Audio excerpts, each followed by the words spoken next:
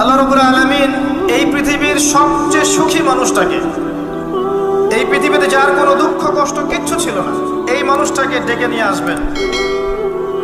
ডেকে নিয়ে এসে জাহান্নামে ঢোকাবেন এক মুহূর্ত সময়ের জন্য, ধরেন 1 সেকেন্ড বা 1 ন্যানো সেকেন্ড।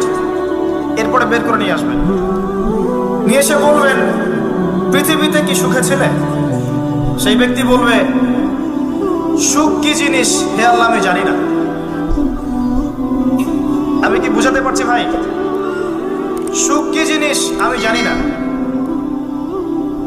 আর আল্লাহ রাব্বুল আলামিন এই পৃথিবীর সবচাইতে কষ্টে থাকা মানুষটাকে ডেকে নিয়ে আসবেন, এনে জান্নাতে ঢুকাবেন, ঢুকে 1 মুহূর্ত সময় রাখবেন, বের করে নিয়ে আসবেন।